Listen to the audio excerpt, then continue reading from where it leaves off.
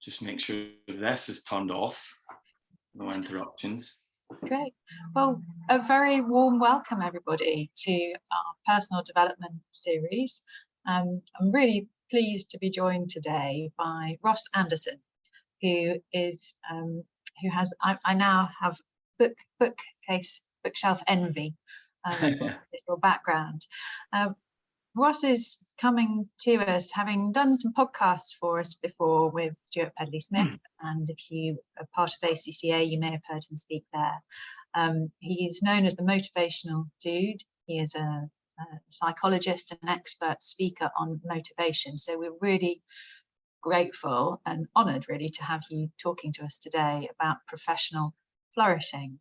The way we're going to run today is kind of conversational as a style. So Ross is going to talk to us, and then at the end we'll have opportunities for questions, and I'll put a quick survey at the end for us all to complete. So if you've got questions, you can use the chat function to do that, or the Q&A, and I'll keep an eye on them as Ross is talking to us. I'm Jenny Pelling. If you haven't been to one of these sessions before, I'm the Director of Apprenticeship Development and Diversity at Kaplan. Ross, with pleasure, over to you. Just as you take a sip of tea, sorry.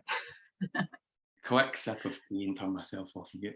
Hi everyone. You said it's a pleasure to have me here. No, it's a pleasure to be here. I really am. I'm excited. I'm excited to see how everyone responds to this session.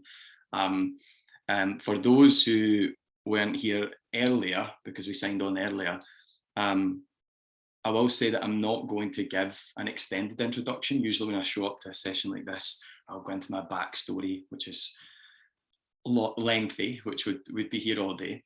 And we only have a short period of time today, and I want you to get as much value from this session as possible. So I'll keep the introduction short, and the reason for that is there'll be aspects of my story peppered in to the session anyway.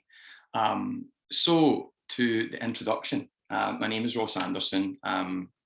I'm a speaker, trainer, psychologist, and consultant. I know that's a mouthful, but those are the labels that I go by. And I specialize in two things: well-being science and human optimization. Psychology also, but psychology fits into those two brackets. And ultimately, my job is to optimize people's minds and bodies so that they can live happier, healthier, more fulfilling and successful lives, basically to make their highs higher, more sustained, and their lows less low and less often. And here to talk about the topic of the day, professional flourishing. A quick reminder, if you don't have a pen and a piece of paper, now would be a good opportunity to grab one. That's not for my benefit, that's for you. Obviously, whenever you think it, ink it. We all have the best intentions when we say, I want to remember that. We'll make a mental note, but short-term working memory is short. So grab yourself a pen and piece of paper and we'll get started. So to the question, how do I become more successful? How do I flourish professionally? Questions I'm sure all of us have pondered at some time in our lives. I know I have, and today we're not short of opinions. Books, YouTube videos, social media ads galore. Everyone has an opinion, a different stance, but that also causes confusion. So you have Gary V, a la Gary V, he says grind and hustle. Then you have, it's not about what you know, it's about who you know. You may have heard that one. I know I certainly did when I worked in the building sites back in the day. And also have a growth mindset, said about every self-help guru out there. And while those sentiments, those remarks are beneficial and we can extrapolate a lot of wisdom from them, when it comes to professional flourishing, we require more objective clarity. We require a more all-encompassing strategy. So that's what I'll aim to do today. There's a lot that we could talk about with respect to professional flourishing, but I feel what I've chosen to impart today will help you not just make positive strides forward, take positive steps forward, but if implemented with intention, I truly believe that it could really be a game changer for you in your professional results. Why believe me? Well, it's worked for me, most certainly, and it has worked for me, it continues to work for me, and it's worked for others I've shared it with. And actually, the tools and knowledge that I'll be sharing today are deeply embedded in the lives of the most highly successful people I know and have researched. So you're in good hands there. What I'd like to do now is, again, share a little bit more about my background, but more professionally speaking. So you may know that I consult a number of different organizations: Ernst & Young, Skyscanner, Nike, more recently the UFC and more. You may also know that for a period of time, I was Dell's National Ambassador for Mental Health and Wellbeing, and my work has been experienced in 180 countries over 5 continents. That sounds fancy, and you might be thinking, oh, fair play, impressive stuff. However, 7 years ago, my life was very different. And what I'd like to do now is share a snapshot of what my life was like 7 years ago when I just started my business. And the reason for that will become apparent in just shortly. So 7 years ago, I left university, and my intention was to start a business. And in order to do that, I was facing this dilemma. And the dilemma was, to run a business is expensive. So do I work extra shifts, or do I move home with my mother? And ultimately I chose to move home with my mother for financial reasons. But the dilemma that I was facing was because my mother has, and particularly back then, had a lot of psychological issues. She was dealing with a lot of stuff, more so depression. I move in with my mum, and not too long after that, things become more problematic. She becomes abusive, quite heavily abusive. She becomes suicidal, and not too long after that, I lose one of my cousins to a heroin overdose. So around that time, on top of feeling low and being concerned for my mum's mental well-being and dealing with a ton of anxiety as a result of my mum's very temperamental state, had a lot of other things going on in my life. At that point in my life, I didn't have much money, little to no money, in fact, but a lot of debt. And I was quite reliant on my mother for food and sustenance. But unfortunately, my mum was often sick and was spending most of her time in bed. And so there was regularly not much stuff on the cupboards at home or in the fridge. And if there was stuff, it would be out of date garbage. And when it comes to the business side of things, no one in my family knows anything about business or entrepreneurship. Most of them they don't have much money, so there was no handouts or silver spoons there. I think the best grant I ever got, the best handout I ever got, if you will, was from the Prince's Trust, was £30 worth of business cards. And to live back then and to establish this business, I had to sell everything that I owned, literally everything I owned. I sold my car, I sold my gym equipment, I sold my PS4, games, CDs, DVDs, clothes, anything I could get my hands on, I sold.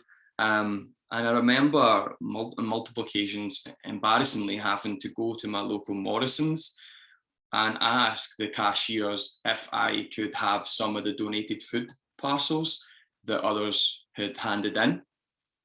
And also at that time, I didn't have a phone because I couldn't afford one, and I didn't have internet. So I didn't have the tools to conduct business, which was difficult because I'd sold my phone and we didn't have the money to pay for the internet. It was on and it was off, it was on and it was off. And I had to walk on average 2.5 miles to the local library to use such services. Now I could go on and on and on. Prior to 7 years ago, there was even more challenges. Personally, I was addicted to drugs, 2 overdoses, mental health issues, panic disorder, autoimmune issues, lost friends to heroin, crime and suicide. It's very intense. And why am I telling you all this from the outset? Well, it's not a woe is me, feel sorry for Ross kind of day. I don't need sympathy. That's not why I'm here. I'm telling you, I'm sharing this with you because the odds were stacked against me. But despite those circumstances, despite those events, I was still able to progress. I was still able to experience some degree of professional flourishing. I will continue to do so. And if you consider where I was and consider where you're at, I truly believe that if you implement the stuff that we're going to explore today, the knowledge, and implement it with intention, then you will be able to experience even greater strides forward than I have in a shorter period of time. So you might be left thinking, well, Ross is a business owner. Is this session for me because Ross is a business owner and I'm not? You may not be a business owner. And that's a fair point. And of course, this session is relevant to someone who owns a business, but equally it's relevant to those who work within organizations who want to add value and move forward internally. It's also relevant to those who have already experienced professional success and want to make further strides forward. In fact, it's really relevant to anyone who's chasing something more in life. So to the frame of today, the kind of core of what we're going to be exploring. First, we're going to look at, we'll look at the hexaco system. The hexaco system is the best scientific explanation of what makes one successful, what enables one to professionally flourish. We'll explore that. I'll share some of the systems, the tools, and give you my practical take on it, and also personal take. But before we get to that point, we'll be exploring what your professional wish is, your true north, your professional destination. In order for you to professionally flourish, you have to have intimate knowledge of your professional aspiration. You have to know with absolute clarity where you are headed, because you can work hard in the wrong direction. So that's what we will be getting into today. So again, another reminder, grab yourself a pen and a piece of paper and we'll get stuck in. So that wish piece, we're going to do a test. There'll be multiple opportunities to enter into reflection mode. The more reflective you are, the more effective you are. The more reflective you are, the more effective you are. And so what I'm trying to do here is meet everyone where they're at and capture some data, especially when it pertains to their professional wish, that true north, that destination, so that when we can then fully maximize the inherent benefit of the hexaco system. Okay, so I'm going to do a thing called the 30-second test, which is where I'll ask you a question. The question is, what are you going to spend the next 1 to 3 years of your life achieving, professionally speaking? What will you dedicate the next 1 to 3 years of your life to achieve, professionally speaking? I'll give you a countdown and then you go to work trying to answer that question. Okay, I'll just grab a little timer here. I'll count down 3, 2, 1, and then you get into reflection mode. But also, quick caveat, this session is not about you finding absolute clarity immediately. That will only happen in a few cases, maybe even 0 cases. We all want the answers quickly, but that just isn't how it works. So lean into the challenge. Accept the fact that you won't have the answers by the end of this webinar. Ultimately, what this webinar is about teaching you principles and processes and data capturing, so you can go away and reflect more and continue to spiral upward in concentric circles of awareness to improve your chances of being able to flourish professionally.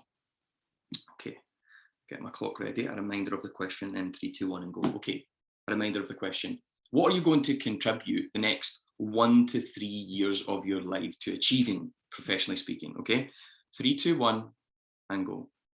Grab your pen and your paper, start to reflect on that. And if any insights come to the forefront of your mind, put them onto the paper, but also don't berate yourself if nothing comes forth at this time.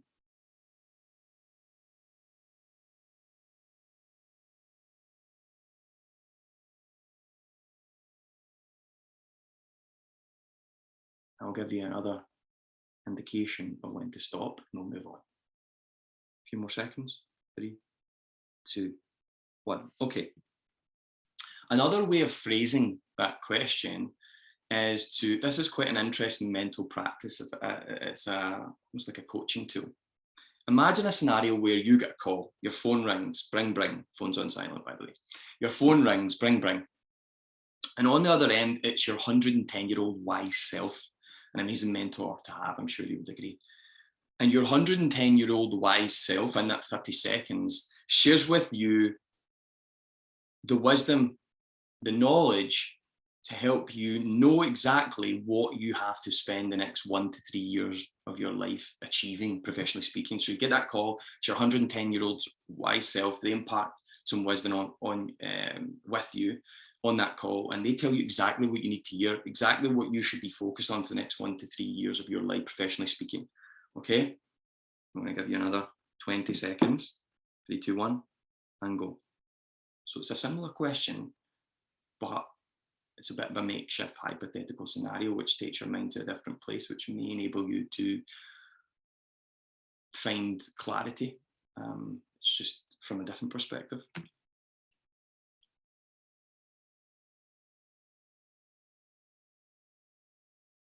Another 10 seconds.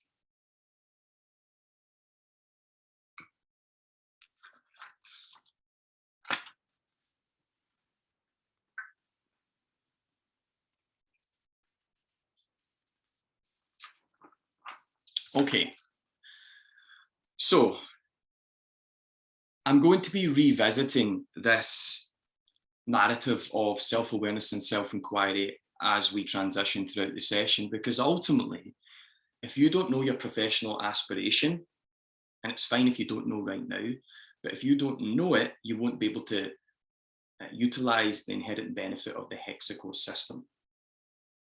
And you may be working hard, you may be doing all these things, but ultimately you have to know your true north. And I'll come back to all that. The deeper you go, the more you know, and the quicker and further you will grow. Okay? Okay, so what is the hexaco system? The hexaco system, again, is the best scientific explanation of what makes you successful. It tests you on 26 facets of your personality.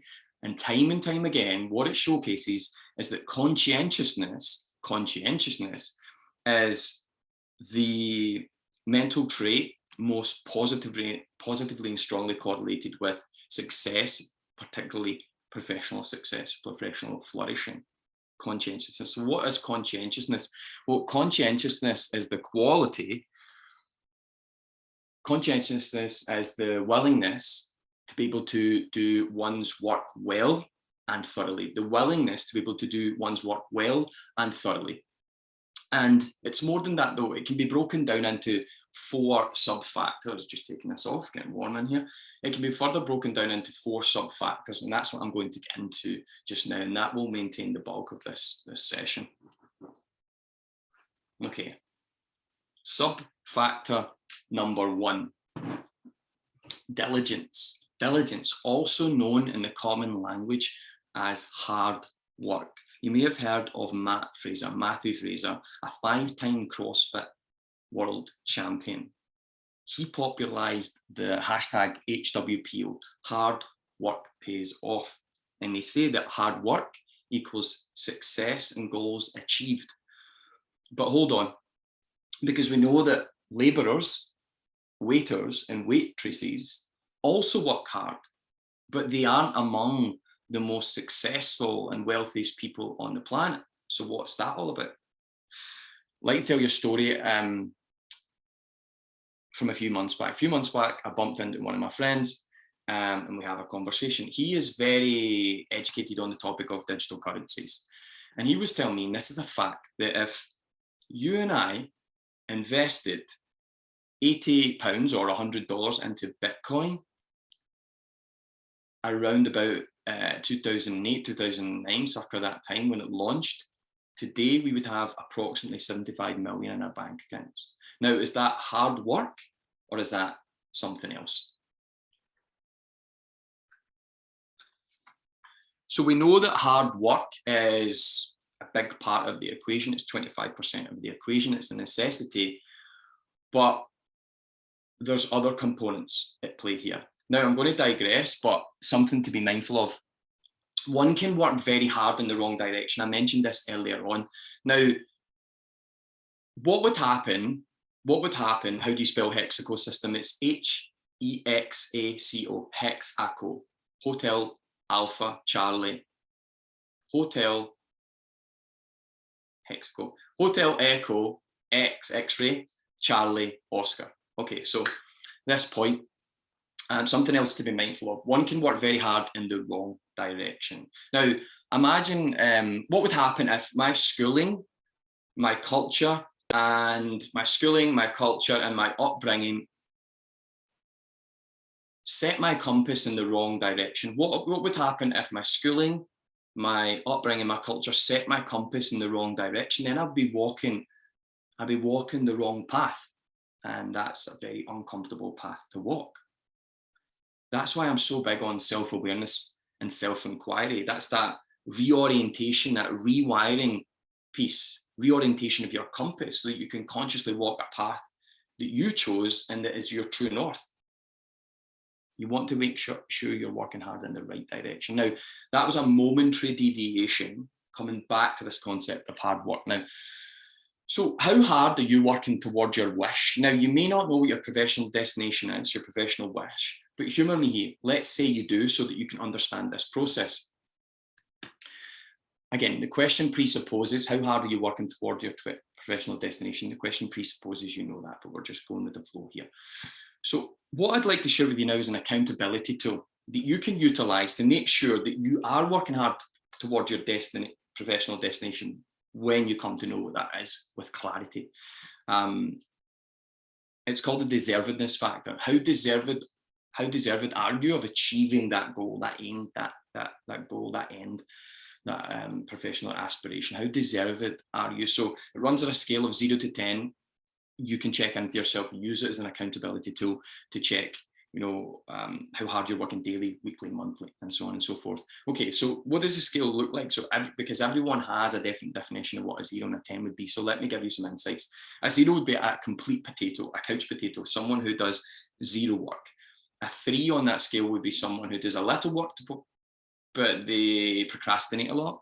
A 5 is someone who has a fair insight into what their wish is, what that destination is, and they contribute 2 or 3 hours a day towards manifesting that, but they take a lot of time off. A 10 though, someone who's closer to a 10, well, they understand that you don't get in life what you wish for, you get in life what you work for.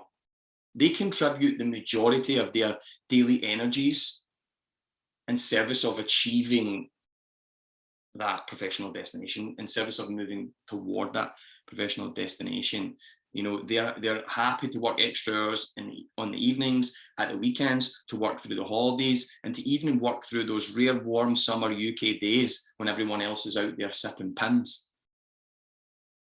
They understand that discipline is what bridges the gap between where you're at and where you need to be, your professional aspiration. So with those insights considered, as a 0 and a 10, how deserved are you? What is your deservedness factor number? Now, we won't stop for a moment to reflect and figure out what your number is, but just bear that in mind. Again, understanding principles and process.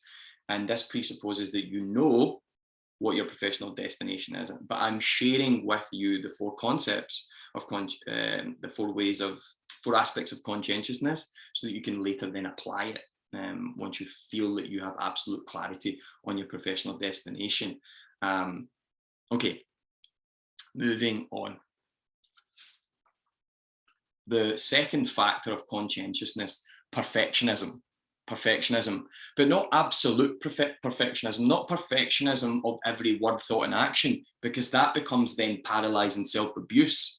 It's selective perfectionism when it matters, knowing what activities that you need to perfect, knowing when to double check your work. See, this section is all about having an awareness, being able to identify the various habits and routines and activities that you need to select and perfect in service of achieving and moving in service of achieving that professional aim, in service of moving toward that professional aim. Take, for example, a pilot. Before the pilot considers taking off, he has to check, there's certain activities that he has to move through and double check. So a pilot, when he's on his plane, he'll say to the co-pilot, hydraulics, and the co-pilot will say, hydraulics, check. And that's why planes don't crash most of the time. Very few plane crashes. So it's all about identifying the various activities and practices that you need to identify, select, and perfect to move you toward that professional destination. Okay, let me give you a further example. Michael Jordan, his professional aspiration was to become the best basketball player alive. So the activities that he had to select and perfect to move him toward that status, well, every time before a game, he would spend hours working on his dribbling, practicing his dribbling, doing some free throws and jump shots. And then take Wayne Gretzky, the legendary hockey player. He would spend hours, it's known that he would spend hours tracing the movements of hockey pucks to commit them to his subconscious mind. And then myself, not intentionally tried to group myself into the same category as those two individuals, I promise you. But with myself, given the season of life that I'm in, with respect to my career, where I'm at in my career, the various activities and practices that I have to identify, select, and perfect to move me toward my professional wish are thus: I have to master the art of communication. Communicating digitally like this, communicating on stage, which is completely different from communicating digitally, communicating through the written word via writing. Those are the practices that I have to select and perfect in order to move toward my professional destination. So it's not perfectionism in totality, it's not total perfectionism, it's selective perfectionism where it matters with respect to the specific routines and practices that you have to refine to move you towards your professional destination. So I'm going to give you 30 seconds right now to jump into reflection mode and consider what those activities may be for you and your role and your industry with respect to that vision. Okay, 3, 2, 1, and go. And I'll just take a moment to check the chat box while you're doing so.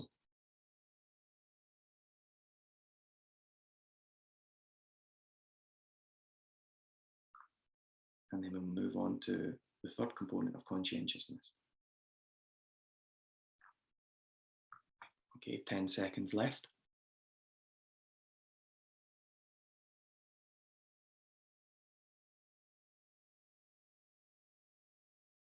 Okay, stop there. Moving on. The third component of conscientiousness: organization, self-governance, self-discipline.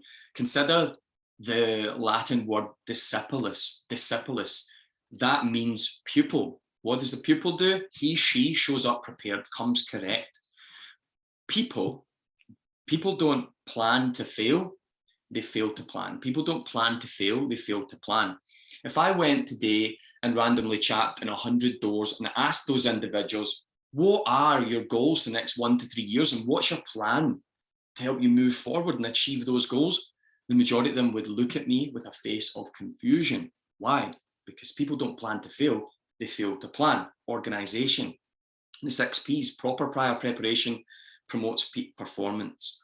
So to fulfill this aspect of conscientiousness, organization, it's important to make sure you're intentional with your days. See, people are just trying to get through the day versus getting from the day that which they put on their agenda. And if you don't have an agenda, you will quickly become someone else's. So this is all about taking some distraction-free time, some interruption-free time. First thing in the morning, the first thing you do in the morning, the absolute first thing that you do in the morning, 10 minutes, it only has to be 10 minutes, to journal your day, to plan your day. People don't plan to fail, they fail to plan.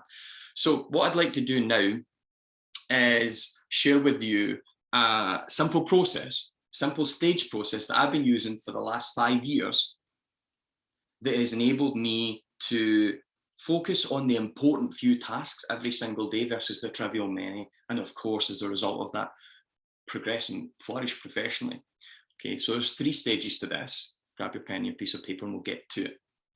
So again, this is about helping you. We've got so much on our agenda sometimes. We've got so much to-do lists, we've got so much important projects. So we have to filter out what's irrelevant and focus on the important few tasks. So stage 1 is a couple of quality questions.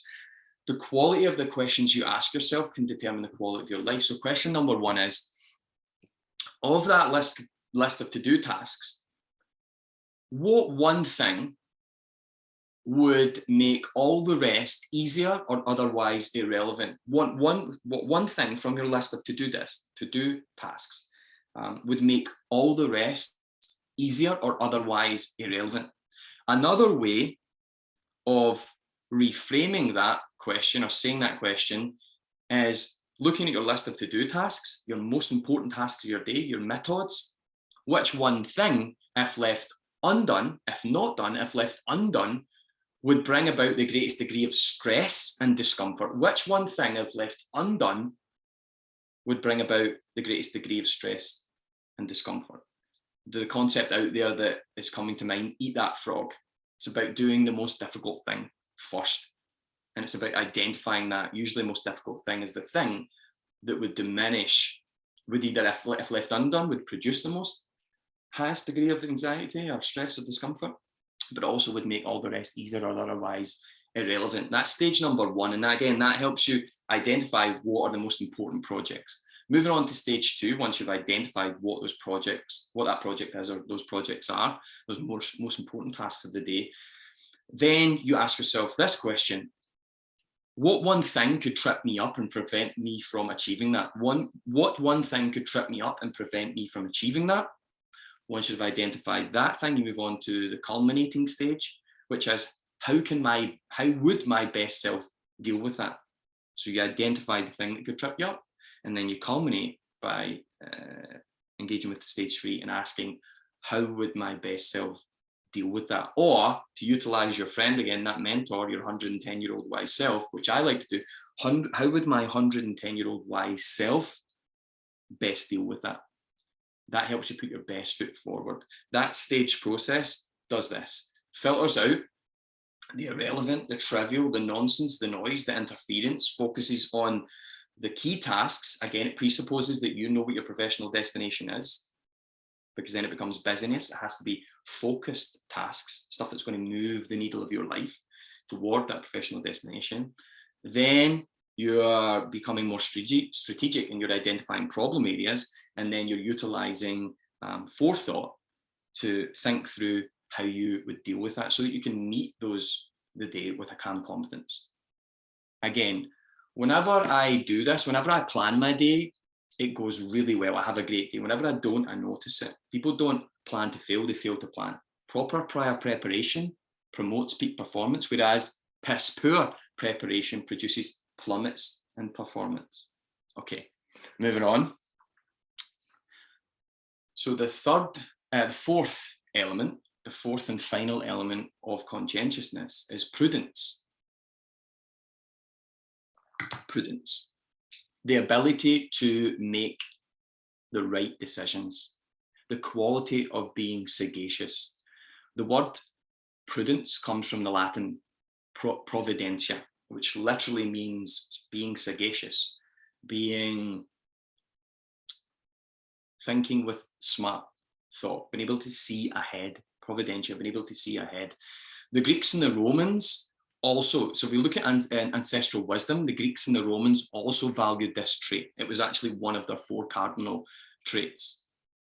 And then when we think about wise and ancient thinkers, great thinkers like Aristotle, Descartes, and Marcus Aurelius, they considered the quality of prudence to be the foundation of which all other things, all other knowledge should be built upon.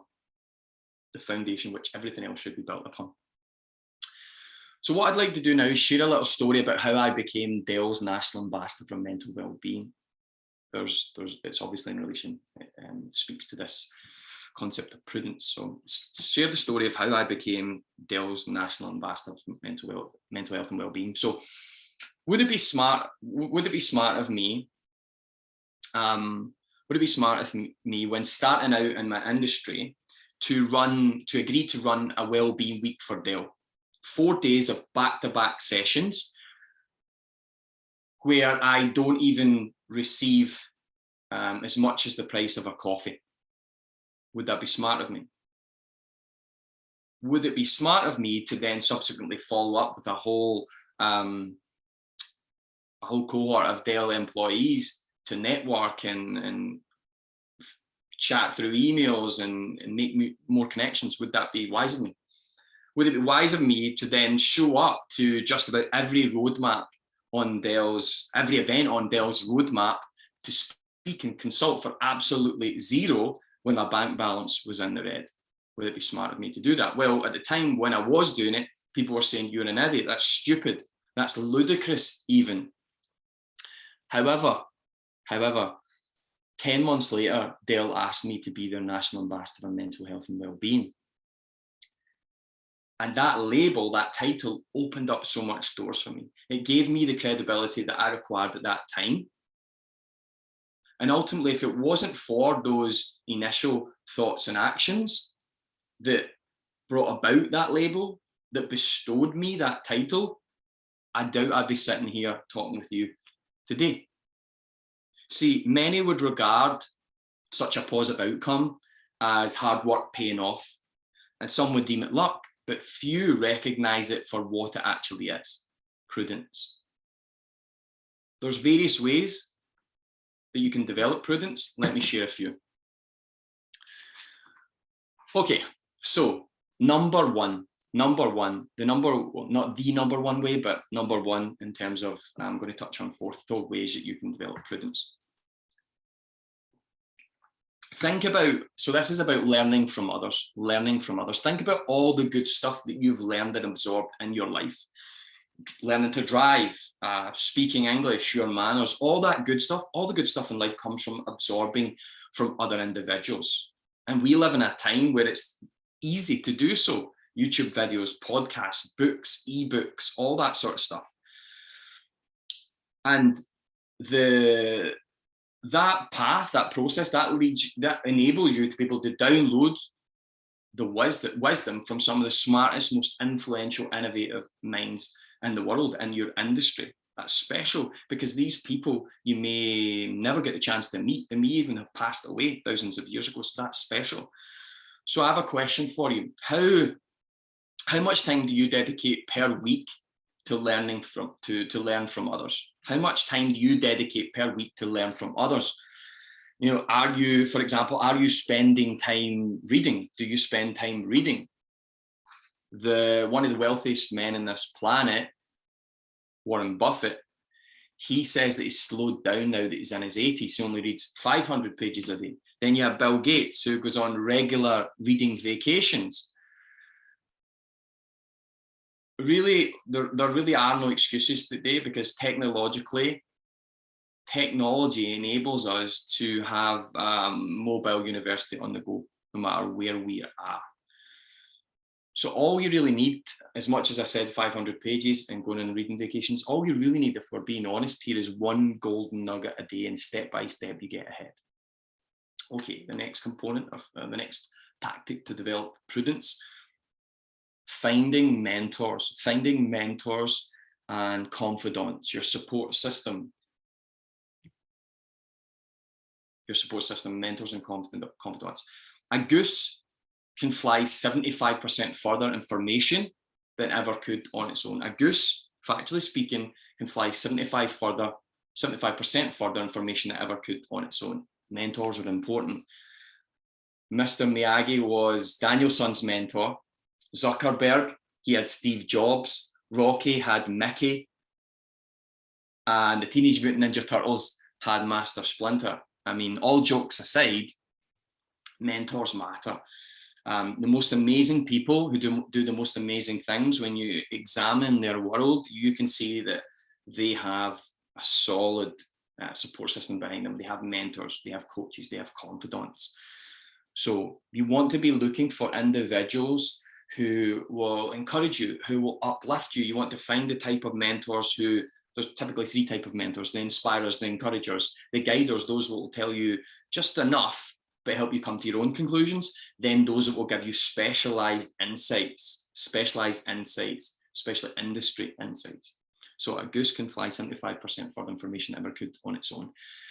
Next, emotional intelligence. More specifically speaking, your emotional quotient, up-leveling your emotional quotient. Emotional intelligence. One component of emotional intelligence is being able to govern your emotions. Calmness is the cradle of power. as they say. You want to be able to modulate. The more you can modulate your emotions, the more you can optimize your thoughts so that you can think more clearly and make better decisions. The more you optimize your thoughts, you pay attention to your emotions, the more you can think more clearly and make better decisions and become ultimately more prudent. And today they're saying EQ over IQ, EQ over IQ. What that means is they're shown through psychological research that your emotional quotient, which is basically a number that assesses how emotionally intelligent you are, and emotional intelligence can be broken down into various quadrangles or components, but your EQ is a greater predictor of success than IQ and happiness, success and happiness. And so the first step to being able to better govern your emotions, to modulate your emotions, to make you more rational and calm, is to opt for the lowest hanging fruit, which is to tackle your biology, or as I like to term it, your biological fundamentals, which is how you eat, how you move, how you sleep. You want to be dialing in and refining those things. And then just adjacent to those things and on the same podium of priority would be mental training. Now, if we were in a room, if this was an in-person session and I asked for a show of hands, and I said, hands up, who in this room does some form of regular physical training? My guess would be that the large majority of the room would put their hand up, over 80%. Now, if I asked the follow-up question, who in here does some form of mental training, the likelihood is only 3 to 5% of the audience would be raising their hand. Now, why is that problematic? Well, first and foremost, that hinders our ability to realize our potential in all facets of life, not to mention professionally flourishing. Because ultimately, our minds are like Velcro to the negative and Teflon to the positive without adequate mental training. That's why it's a limitation. Our minds are like Velcro to the negative and Teflon to the positive without adequate mental training. If you want to change your results, what's going on in your life, if you want to change the external world, you have to change the internal world. If you want to change what's going on in that visible realm, you have to change what's going on in the invisible realm. If you want to change your fate, you have to change your state. So ultimately, in order to, a component of a means of being able to realize your professional potential comes back to you focusing on mental training. Prioritize mental training, prioritize your emotions, and specifically modulating and governing those emotions. Okay. And then lastly, we have being able to future cast. So the fourth component of being able to develop prudence being one of the 4 aspects of conscientiousness, is future casting. Future casting, mentally projecting yourself to unfamiliar places to make them more familiar. Projecting yourself and projecting your mind's eye, exploring in your mental world scenarios so that you can work through them, so that you can work through a logical process, so that you can think circumspectly. So you consider all circumstances. Think of the Latin circumspectus, which means literally seeing around, looking around. You want to consider all aspects, future casting. So you sit back, you close your eyes, and you think about an event that is about, an important event. Let's say it's an interview, let's say you're speaking on stage, you're giving a presentation, you're meeting with someone, a mentor, you are whatever, you can come up with your own scenarios that are aligned with your professional wish and aspiration. But you sit back, you future cast, you engage in this mental tactic, you go to these unfamiliar places so that you can make them more familiar, you can explore them and approach them with a calm confidence. So you think with the if this, then that approach. So if this happens in this scenario, then I could do that. If that happens, then I can do this. So that you're not showing up on the day unprepared. Remember, proper prior preparation promotes peak performance. And again, that's how you think circumspectly. That's how you future cast. That's how you see ahead and become more sagacious. Okay. So finishing note. This was only the tip of the iceberg. There's a lot that we could have gone over today. However, action this and action it with intention, and you could make significant strides forward. Ultimately, you need to know what your professional wish is. You don't just need to know it, you need to absolutely know it. I think when I say absolutely, I think of that meme that was floating around last year of the young Liverpudlian boy who was interviewed. He's a Liverpool fan. And he says, we don't deal in ifs, buts, or maybes. We deal in absolutes, only absolutes, with that Liverpudlian accent, which I love. So you want to be absolutely familiar with your professional destination. You want to know it with absolute clarity. You want to become intimately connected to that vision. To use lawyer terminology, create bright lines, not hazy lines. Know your true north. And ultimately, when you know your true north, then you can actually extrapolate the inherent benefit of the hexaco system, utilizing those 4 components of conscientiousness, being able to work hard, utilizing the deservedness factor, check in with yourself, holding yourself accountable every single day to make sure you're working hard toward your professional destination, making sure you're organized, taking 10 minutes at the start of your day, every day, to filter out the trivial many, to focus on the important few tasks, again, aligned with that professional wish, that professional aspiration. People don't plan to fail, they fail to plan. Being selectively perfect, not total perfectionism, remember, it's selective perfectionism. Identifying what are the particular actions and habits that you need to select to perfect in service of moving toward that professional aspiration, and then develop prudence. Think of all the ways that you can develop prudence, learning from others. How much time are you dedicating to learning from others? How do you have mentors in your world? Mentors that are going to lift you up, mentors that are going to, give you some insights and help you also come to your own conclusions, and mentors that are going to give you specialized individual knowledge. Remember, we all need mentors. 75% for information. A goose can fly 75% for information that ever could on its own. And future casting, thinking circumspectly, projecting yourself into the future in your mind's eye, making the unfamiliar familiar. Almost like a game of chess, being strategic so that you can meet these things with calm confidence, put it all together. And what have you got? Pippity poppity poo, jokes. No, you've got a recipe for success, professional flourishing. So apply it, and apply it fast. The speed of implementation is a key hallmark of a highly successful individual. You want to be applying this in the next 24 to 72 hours maximum, otherwise you just won't. Now, when you don't have awareness of these sorts of tools and insights and knowledge, that's not your fault. That's a shame. You just haven't become acquainted with it. You haven't encountered it. And there's many reasons why you may not encounter the relevant information. But once you are aware of it, the mind can never return to its original dimensions. And so then it becomes a choice. Are you going to say, I'm empowered by this information and take action, become an action-orientated person, because action breeds traction?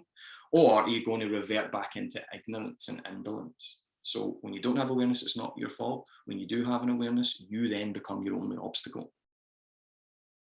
So I hope you've gotten something from this session today. I want to finish off in true professional flourishing style by saying, I would love to know what you thought about this session. The good, the bad, the ugly. What did I nail? What could I improve on? I would love to know. So please do connect with me on LinkedIn, the man in the cap, always, and or on Instagram. And connect with me irrespective of whether you have feedback or not, because community is king, and you never know when we may need someone in our lives. So it's good to have a large community. So have I finished on time? We've got about 10 minutes left. So I'm curious to know what questions you may have. Whilst people are thinking, Ross, thank you so much for that. You took us on, such a journey in A to Z, from Aristotle to Zuckerberg, with a true north and flying geese. Brilliant. So we've got one question has come in already in the Q&A, which is how can you improve being more consistent? Particularly, if you're studying for a qualification, if you're doing an apprenticeship, how can you be more consistent? Oh, I can't hear you actually. Ross, we can't hear you. Apologies, I put myself back on mute. So how do you become more consistent? I mean, there's biological, psychological, and spiritual answers to that question. So how do you become more consistent?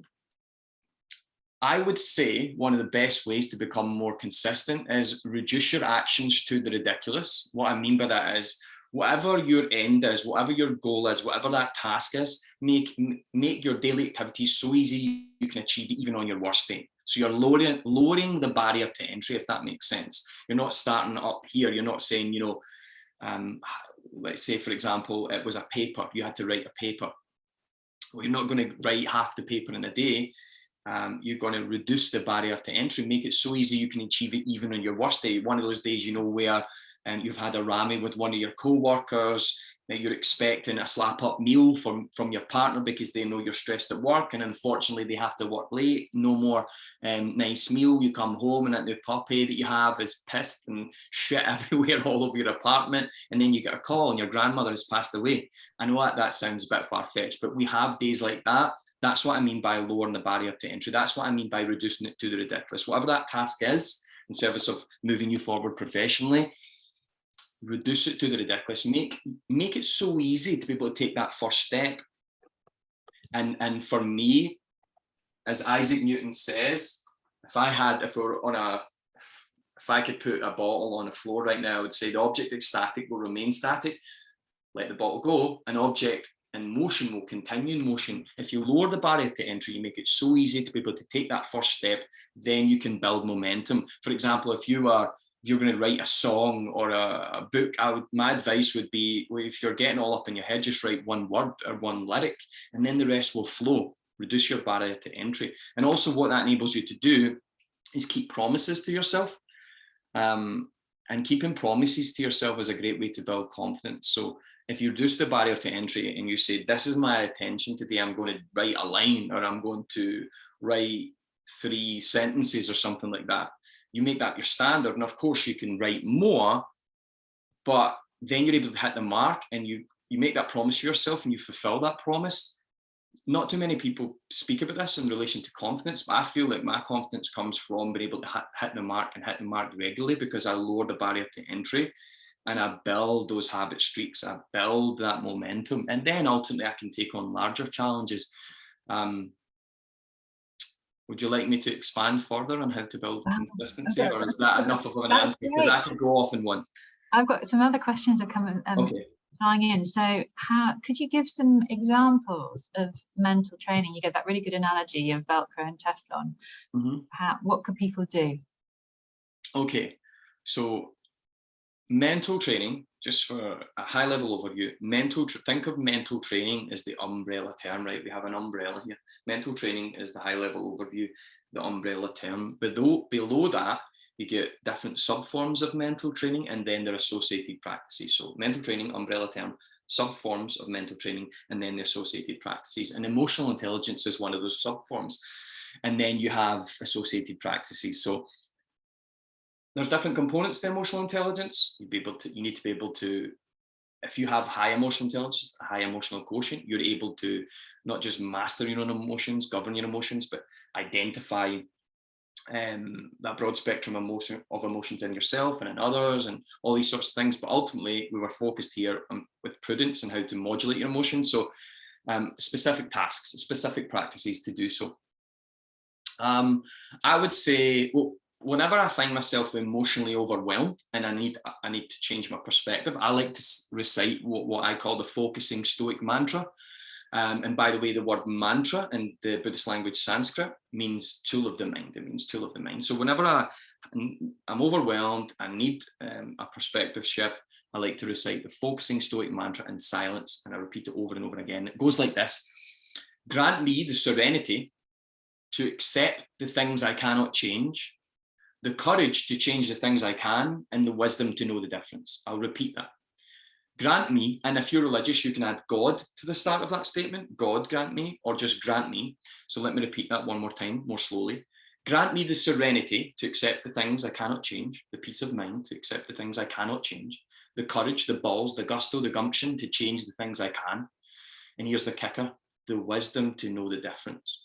Because each of us is smart enough that when reciting such a mantra, we are intelligent enough to be able to deduce and produce a list of all the things that we can't change and thus shouldn't contribute emotional energy to, and a list of all the things we can change and thus should contribute emotional energy to.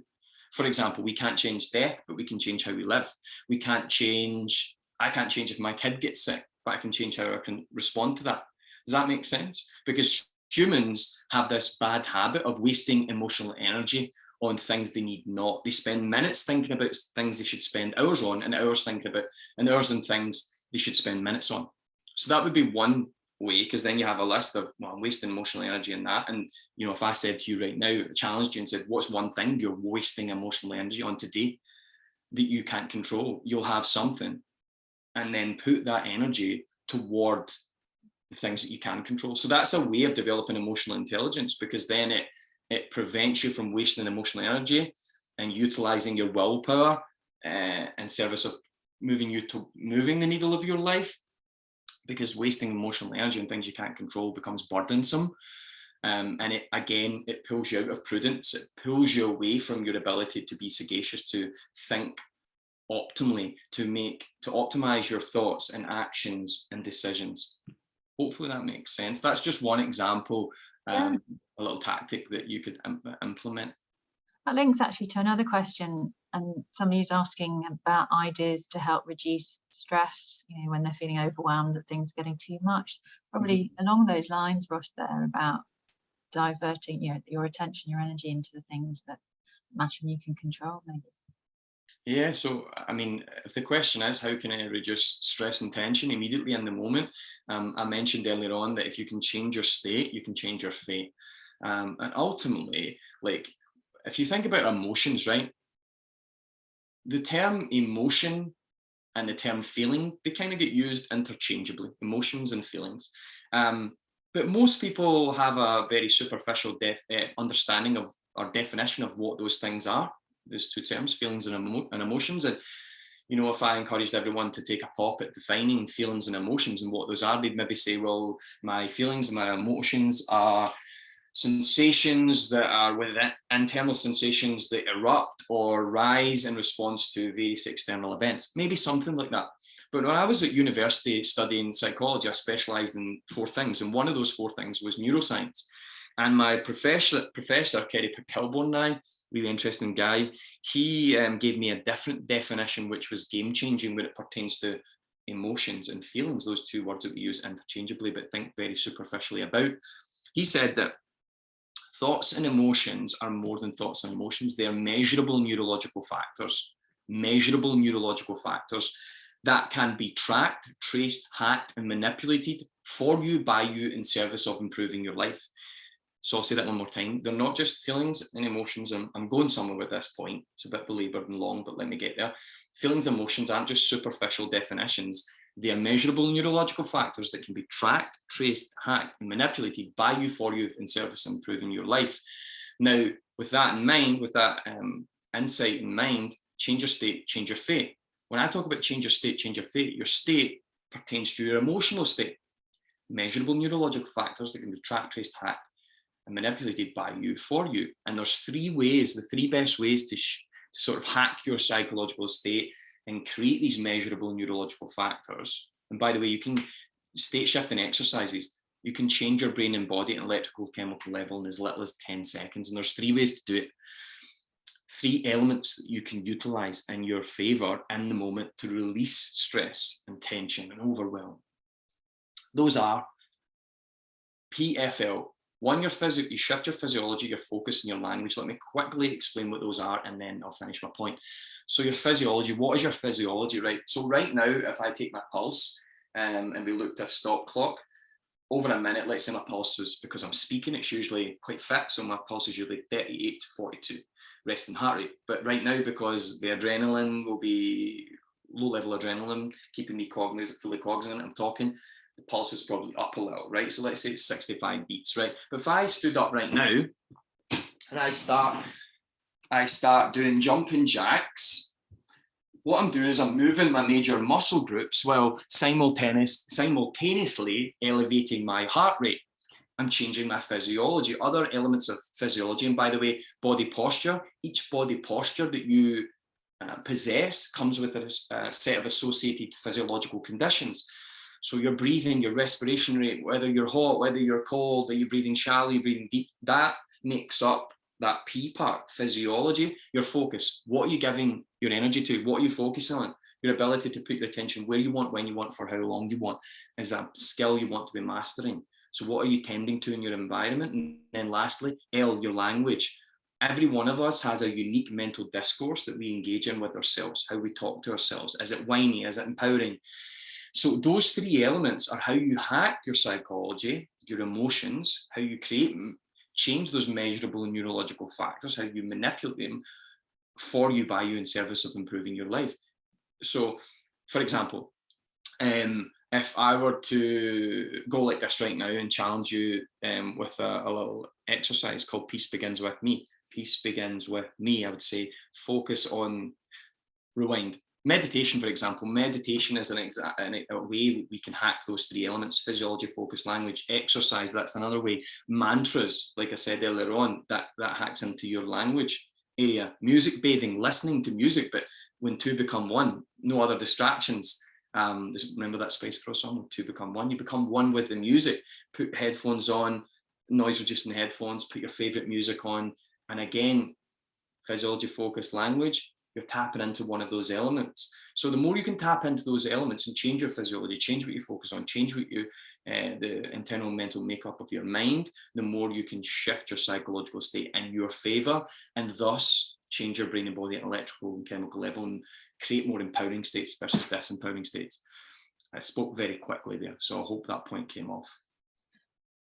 It did. Could listen to you forever. Thank you. That was absolutely brilliant. And we're probably going to have to call it a day now, but I've scribbled loads of notes and I will enjoy rewatching this. I'm afraid we didn't get a chance to get to everybody's question, but Ross, you covered a wonderful array there and have given us all really strong tips of professional flourishing. So thank you to everybody for joining. I will stop the recording now and wish. Can I just quickly say, please, anyone who has a question, feel free to connect with me on LinkedIn or Instagram. And if you're okay with that, as a facilitator and representing Kaplan, then I'd be happy to answer any questions if someone wants to reach out. And again, just connect with me on those channels. It's really nice. And if you guys have any feedback, I would love to hear that also. Absolutely. Brilliant. So thank you very much indeed for joining, everyone. Yeah. Little selfie of myself. Have a great afternoon. Thank you so much. Appreciate it.